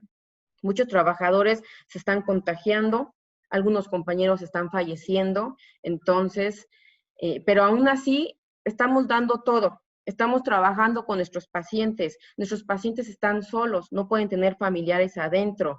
¿Qué estamos haciendo? Pues le estamos prestando nuestro teléfono para que tengan contacto con sus familiares. Nos ha tocado que no se saben el número y nos dicen, pero busque a mi familiar por Facebook. Lo buscamos, lo contactamos y logramos que se comuniquen. Es la única forma que podemos hacer que nuestro paciente ahorita esté, pues sí, en contacto, que se sienta mejor, que sepa cómo está su familia, que también su familia sepa cómo está nuestro paciente. Al principio la idea era, no podemos meter nuestro teléfono, pues se buscaron las formas. Se buscó meterlos en bolsas selladas, de emplayarlos para que no se contagien esos teléfonos, pero sí tratamos de hacer que nuestro paciente pues sienta ese apoyo, porque están solos prácticamente. Ahora, el cuidado de enfermería sigue siendo el mismo. Entramos, saludamos a nuestro paciente, nos presentamos, verificamos sus signos vitales, cómo está su frecuencia cardíaca, su frecuencia respiratoria, su presión arterial, su saturación. Ocupamos un oxímetro de pulso para ver cómo está saturando. Vemos cómo está su glicemia capilar, cuánta glucosa tiene en la sangre. Administramos oxígeno, si necesita más oxígeno, ¿no? Si el paciente tiene dificultad respiratoria, entonces es cuando se procede a intubar a nuestro paciente. Los colocamos en una posición, se llama pronar a nuestro paciente. Palabras coloquiales es colocarlo boca abajo. Sí es cierto que salen más gases, pero tenemos nuestro equipo de protección. ¿Por qué? Porque pues estos gases nos pueden contagiar a nosotros, pero el paciente empieza a saturar mejor. También a veces es cansado, entonces solo tolera 1, 2, 3 horas en esa posición. A los pacientes que tienen ventilador, también los pronamos. Debemos darles terapia pulmonar. ¿Qué quiere decir? Que tenemos que hacerles vibraciones, que tenemos que dar palmopercusión. ¿Para qué? Para que nuestros pacientes no tengan tantas secreciones pegadas. Seguimos aspirando secreciones de nuestros pacientes, porque muchas veces con el apoyo ventilatorio, ¿no? Nuestro paciente está intubado, pues se les juntan las secreciones. La higiene personal se sigue haciendo, ya sea se les da el baño general se les apoya para que vayan a tomar un baño de regadera o se les hace higiene por áreas. Nada más el paciente siente o requiere que debe de lavarse el cabello, que debe lavar alguna área en específico, lo seguimos haciendo. Seguimos teniendo cuidado y prevención de caídas. ¿Por qué? Porque nuestros pacientes están inquietos. Muchas veces tenemos que estar pendientes de que sirva la luz, de que la camilla o la cama tenga los frenos para que no se mueva, de explicarle o pedirle al familiar que le lleve sandalias antiderrapantes. Seguimos haciendo la administración de medicamentos por todas las vías, vía óptica, vía oftálmica,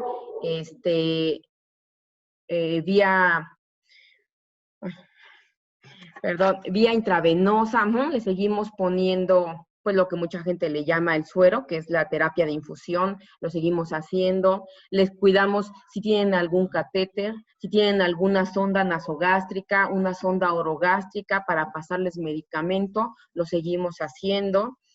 Nebulizaciones con diferentes medicamentos o diferentes broncodilatadores, se los seguimos colocando a los pacientes.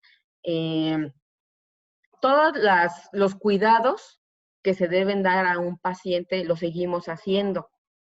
Todos los medicamentos se los seguimos colocando, porque a veces preguntan, ¿pero qué hacen en los hospitales? ¿Pero por qué no están dejando entrar a los familiares? Para evitar mayor contagio.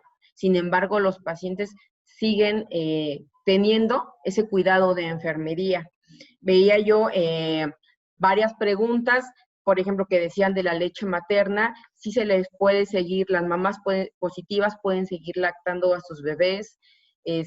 A veces hay pues sí, pacientes o personas que ya pasaron por ese cuadro, que ya tuvieron los signos y síntomas de coronavirus y ni siquiera se enteraron que tenían. Ya en este momento se están haciendo pruebas para saber si tuvieron, ¿no? ¿Por qué tienen la duda? Los pacientes ya saben que estamos atomizando sus áreas, tenemos cloro diluido en todas las habitaciones, en los sanitarios, porque ellos saben que después de asearse o de lavarse los dientes, por ejemplo, deben poner atomizador en el lavamanos. Ellos identifican que nosotros tenemos que estar atomizando su mesa cada que van a comer, que nosotros nos estamos atomizando desde la cabeza hasta los pies, con alcohol al 75%. Entonces, todos los cuidados enfermeros, todos los cuidados médicos se le están dando a los pacientes. Yo sé que esta presentación fue muy breve por los tiempos. Sin embargo, si tienen dudas en este momento, pues podemos resolvérselas. El hospital donde yo estoy, pues es un hospital COVID, que yo espero que no colapse, porque dentro de este organismo acaba de colapsar la Margarita, IMSS, entonces esperamos que ahorita no colapsen porque los hospitales están llenos. Por eso se les está diciendo a los pacientes que si no tienen la DCD, Estados Unidos, que es el Centro de Control y Prevención de Enfermedades, por eso recomienda aislarse por 14 días, si tiene signos y síntomas, descansar, usar mascarilla, tomar líquidos calientes. A menos que sientas dificultad respiratoria, entonces acudir a un hospital. De eso se trata, de evitar que colapse el sistema de salud. Muchas gracias por su atención. Gracias, doctora. Muchísimas gracias, maestra Madaí. Bien, si les parece bien, vamos a contestar algunas preguntas. Ya hice una selección de pocas preguntas en donde engloban la mayoría de las dudas que tiene nuestro auditorio. Ya algunas fueron contestadas.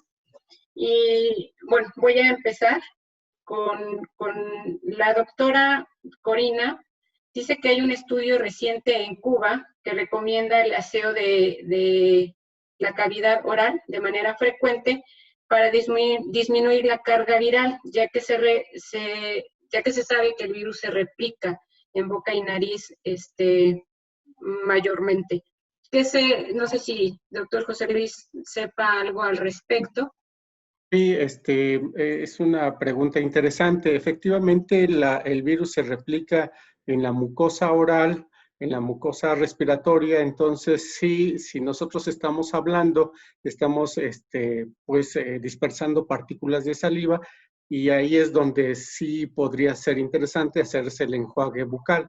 Pero el problema es que no solo en la boca se replica, entonces también en nariz. De hecho, cuando estornudamos, sacamos, digamos, secreciones no solo bucales, sino también de nariz. Entonces, ayuda a reducir la carga, pero no indica que vaya a solucionar el problema. Entonces, digo, sí se puede hacer, reduce efectivamente, pero no garantiza que no se estén dispersando partículas en las secreciones nasales.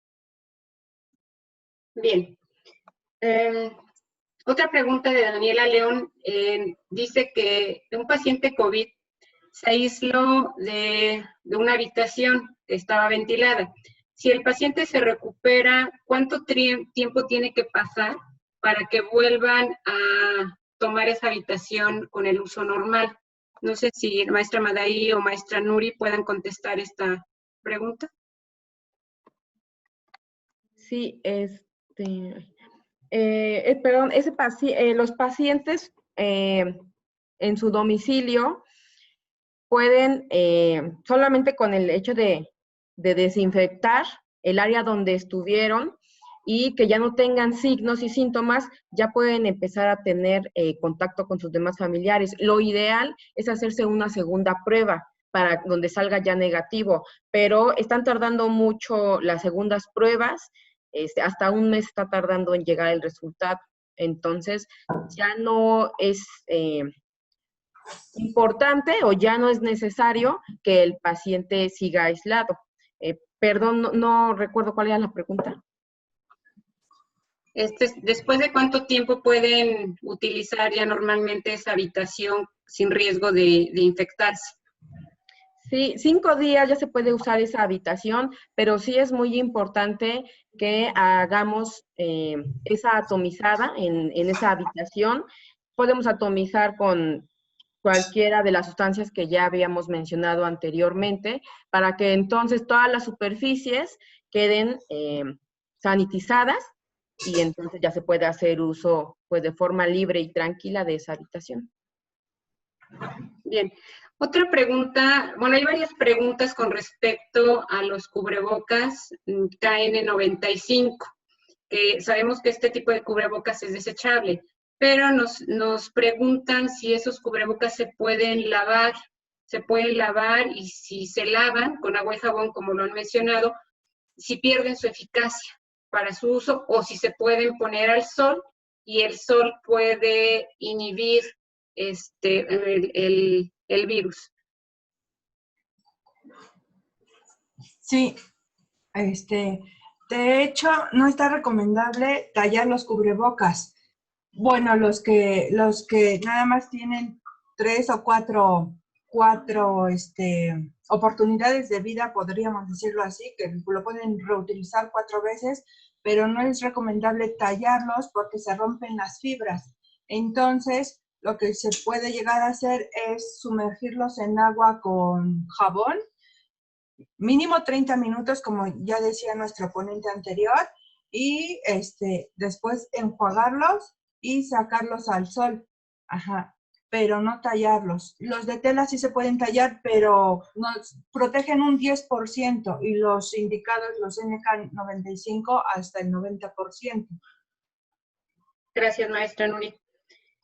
Pregunta Rosario Rodríguez, ¿qué efecto tiene el sol sobre la exposición del virus?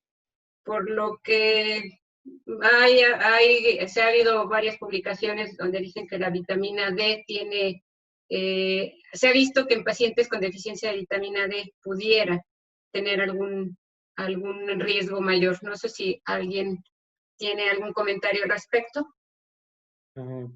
No sé si gustan, puedo contestar eso. Hay dos cosas.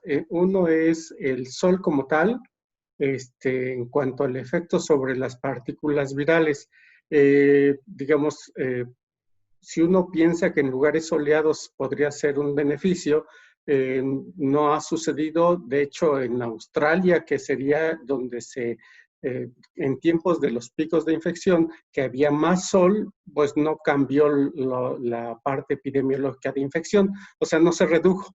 Lo que sí se sabe es que el grado de humedad favorece más digamos, la sobrevivencia, digámoslo así, de las partículas virales y que pueden ser más, mantenerse en los lugares y transmitirse a las personas por contacto, ¿sí? Pero el sol en sí no le causa nada. Si se seca el virus, entonces sí se pierde viabilidad, sus estructuras se degradan. En cuanto a la vitamina D, inicialmente sí salió que ciertas concentraciones de vitamina D parecían que ayudaban a las personas a ser más resistentes, pero acaba de salir un estudio también donde ya comprueban que no tiene nada que ver, ¿sí? Solo fue fortuito que las personas que parecían más resistentes con esa cantidad de vitamina D, pero realmente no es importante. Muchas gracias, doctor. Hablan también, nos preguntan si se sabe si el ácido estomacal destruye el virus. No sé si tengan algún comentario. Igual el virus, digamos, cuando ingresa por vía oral a estómago, sí se destruye, o sea, definitivamente. Sin embargo, recuerden que la infección es hacia epitelio respiratorio principalmente. Entonces dice, es que pasó de boca ¿a dónde? Es que boca está conectado también con las vías respiratorias. Entonces, por ahí es la vía de infección, pero no a través de la vía intestinal, ¿sí? Digamos, después de la infección pulmonar, sí pasa, se difunde a través de sangre y va a otros órganos y tejidos, incluyendo intestino. Y ya que está en intestino, ahora sí puede causar infecciones diarreicas, etcétera, etcétera, sí, pero no es que haya ingresado a través de, digamos, estómago y pasó y luego nos infectó intestino. Eso no sucede, ¿ok? Ok. Nos preguntan también, Marlene Pérez, dice que algunos médicos recomiendan no dar fisioterapia pulmonar en pacientes con ventilación mecánica. Maestra Madei, ¿cuál ha sido su experiencia en estos pacientes con esta intervención? Realmente no se les da a todos la fisioterapia pulmonar, sin embargo, no está documentado que no se les tenga que dar. La fisioterapia pulmonar, toda la terapia pulmonar se debe realizar antes de aspirar a nuestro paciente, porque si nosotros no lo hacemos, muchas veces las secreciones no se desprenden, entonces vamos realmente a aspirar muy pocas secreciones. Por eso primero es toda la terapia pulmonar y después aspiramos. Tenemos también pacientes que no están con apoyo ventilatorio, no están intubados, pero todo el tiempo están tosiendo, están con secreciones. Ellos mismos no pueden respirar bien y nosotros los apoyamos dándoles terapia pulmonar. Para la terapia pulmonar, yo a veces les recomiendo a ustedes mismos, dénsela para que vean cómo se siente mejoría. Entonces, sí se les está dando terapia pulmonar y también a los que no tienen apoyo ventilatorio para desprender estas secreciones como tal. Gracias, maestra Madei. Pues hay muchos comentarios positivos para cada uno de los ponentes. Les dan las gracias al personal que está al frente en primera línea con el contacto de estos pacientes. Y yo creo que, pues, si no tienen algún otro comentario, nuestros ponentes, damos por cerrado el panel. ¿Algo más que quieran comentar? Sí, me gustaría comentar algo que vi en las preguntas de que en cuanto a sintomatología de los pacientes, si tenían febrícula, si tenían diarrea o si tenían algún problema, si se debería de considerar infección por coronavirus o no. Mientras no se haga la prueba de coronavirus, solo se puede sospechar que podría tener.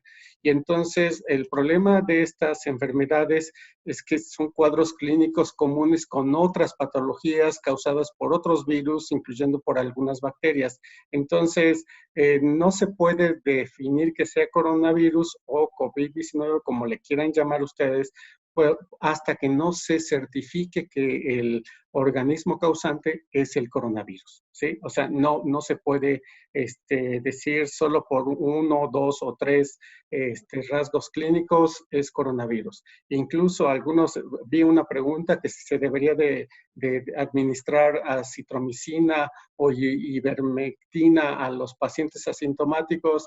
No los usen, de verdad que no es necesario hasta que se sepa realmente qué enfermedad es. No hay manera, se tiene que hacer pruebas de laboratorio o un análisis clínico por los médicos correspondientes, no cualquier médico. Sí, de verdad yo he visto incluso en las redes sociales que algunos hasta se ponen la bata de médico y hablando de remedios muy raros y hablando de una fisiología que no es lógica, ¿sí? Y pareciera que saben, pero de verdad que no saben. No hagan caso de eso. Solo los médicos especialistas saben, por lo tanto deben de ser tratados siempre por un especialista. Bueno, y con respecto al diagnóstico, la prueba efectiva también es importante comentar que la prueba es efectiva para hacer el diagnóstico es la PCR, es la más específica. Ahorita pruebas rápidas no se está teniendo mucha confiabilidad, entonces si hay síntomas se tienen que hacer la PCR. Si sospechan, no es recomendable hacer la prueba si no hay síntomas. ¿Okay? Porque dependiendo también la PCR, su efectividad va en torno a la carga viral. Puede ser una PCR muy temprana y puede salir negativa, pero puede ser un falso negativo por el tiempo en que se realizó la prueba. Entonces, si hay síntomas, la prueba recomendable a realizar es la PCR. Bien, pues si no hay más comentarios. Yo quisiera comentar algo muy rápido, Margarita. Nada más, bueno, primero agradecer a todos los que estuvieron participando y sus preguntas son muy interesantes.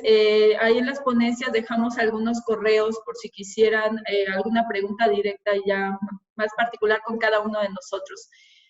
Yo nada más comentarles que en ningún caso, como dice el doctor José Luis, en ningún caso está recomendada la automedicación.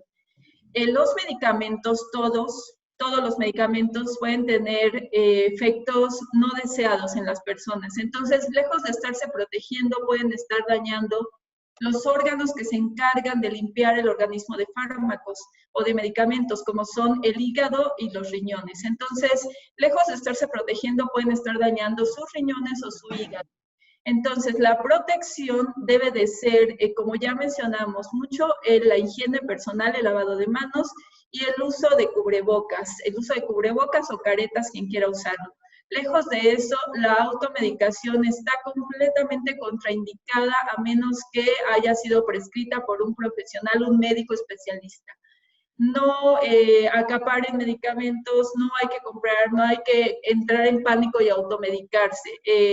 Van a dañar su salud en otras formas. Quizás no se van a infectar de coronavirus, que tampoco está probado, pero pueden dañar otros órganos. Entonces, lo recomendamos, no es adecuado automedicarse y tampoco es adecuado tomar ningún tipo de desinfectante.